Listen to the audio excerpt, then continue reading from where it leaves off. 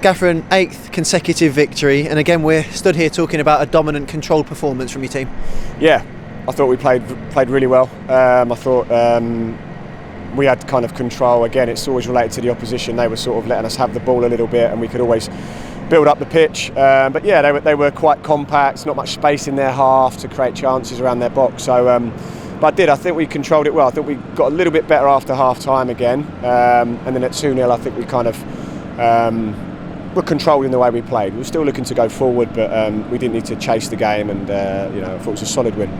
A 5th spot kick of the season for Jay Stansfield. How important was it to get that breakthrough, given the early possession and dominance?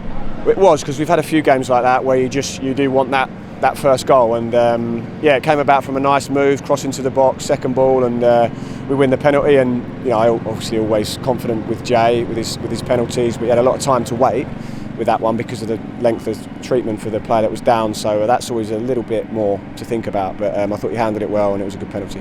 It's of course the opposition's prerogative to decide how they want to set up. Today it was 5 across the back, a pretty low block, all the play inside their half. What's the approach going into a game like that, knowing what you're going to come up against?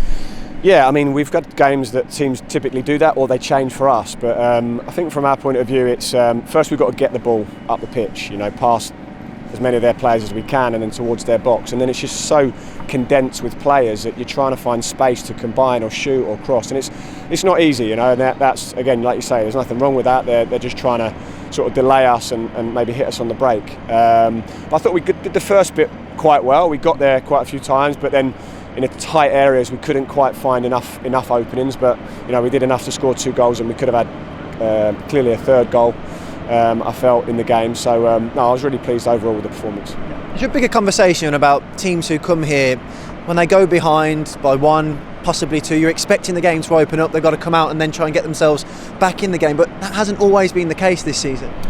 No, I think at 1-0 we see a lot of teams that they stay the same tactics, and then even at 2-0 today there wasn't much change in them, and like you say, that's each team has their own agenda. They've got no issue with however anyone wants to set up against us, but what it means is that we've got the ball, they're not sort of pressing us or chasing the game, and yet we're winning 2-0, so it's unusual in a game of football to see that. So how we handle that is to stay concentrated, continue to attack, but in a controlled manner, so because we don't want to leave ourselves open to a sucker punch, and that opens the game up, and I thought the players did that bit well.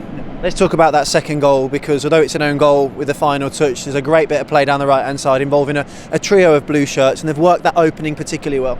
I thought that was a really good goal. It probably won't get the credit because the end bit was a bit scrappy, but we start from Ryan, we're patient, we come around, we get Ethan up the pitch, combines with Emil, good run from Willem, and then numbers in the box. So I really like that goal. It's one of our better team goals we've scored. Getting Willem in the box, in a bit of space, which didn't happen too much because he's so creative. So it was an excellent team goal. Yeah. Let's talk a little bit about the reaction after going 2-0 up. It looked like the players then were in full confidence. They were popping the ball around, again looking for that 3rd goal. How much belief do you think they've got in the way we're playing this season? Nearly half the season in now, you've imposed that style of play and identity. There seems to be full belief from staff and players in the way we're approaching games. Well, yeah, I mean, one of the things is we play so many games, so we've had so much practice at the system we play. I haven't changed the system at all, really. All season it's been pretty consistent, a few tweaks here and there when I felt we needed it, but it's been pretty consistent. So we've had a lot of games to practice at it, and different scenarios we've faced with, and we're learning all the time and analysing the games where we can improve. But I feel there is a confidence there. When you win 8 games in a row, then there's going to be confidence. The trick for me is to make sure that that doesn't cross that line into complacency. And as I said to the players after, I thought there was a real concentration. No one's getting carried away. We know it's a hard game, and we should be happy we've won it, because every game's a challenge, but there was a real concentration about us today, and you can see they're not kind of getting carried away, looking forward for the next game. Is it almost that ruthless mentality that you want amongst the group? We've turned up, we've done our job, on to the next one? You do. You want to be a bit of a machine. I think they're conscious that we've got a lot of games coming up, so there's not much time now, and there's another one. So yeah, absolutely. It's now rest and recovery again. There was this 5-game block, if you like, was the one everyone was talking about. We've done 2 of them now. We've got 3 to go, and for us it's just a case of keep pushing on. Emil Hansen back on the pitch as a second half substitute. Great to have him back and available, and he proves to be another option in a wide area at your disposal. He does. I mean, Emil, what I'll say is he hasn't played for 3 months or whatever it is, and he's never played for me on the right or us on the right. He's always played on the left, so he's come onto a different kind of role. But yeah, it was good to get 45 minutes under his belt. I thought he was neat and tidy with what he did. Looks dangerous. You can see he's got quality, and he's always someone that works hard and is very diligent. So it's good news to have Emil back. 4 changes in total to the starting 11, obviously 1 enforced through Christoph Clara's suspension, but you've taken the opportunity to freshen things up in this hectic period.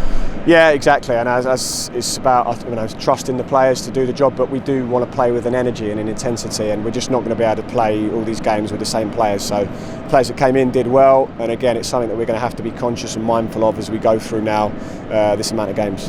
And you maintain that unbeaten record here at St Andrews at Knighthead Park, back here again in 3 days' time to face Blackpool. Can you learn anything? Can you take anything away from our meeting in the Cup earlier in the season? Yeah, I mean, I haven't watched too much of them since we played, but I did a lot of looking at them before, and they were pretty consistent with how they play. Good attacking team, some good movement, some good attacking players. So I think the game might look fairly similar. I don't take anything from the result up there at all. I just look at it and say they're a good side at this level, and I'm looking forward to that one. Congratulations, Gav. Thank you.